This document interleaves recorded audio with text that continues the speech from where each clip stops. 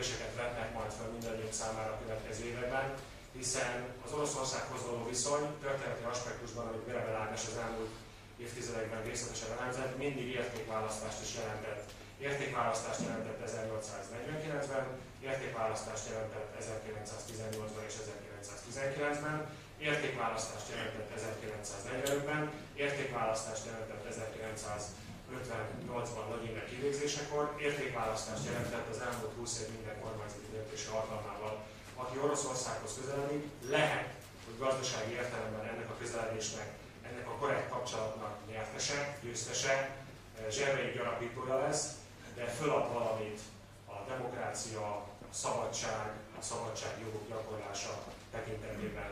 Világos, hogy Magyarország katonai erőt, katonai támogatást, gazdasági támogatást, stratégiai támogatást és szövetségest nyerhet Oroszországban és Oroszországból a következő években. Egy dolog soha nem jött keletről. A keleti szelek Európának ebben a térségében demokráciát és szabadságjogokat soha nem fújtak.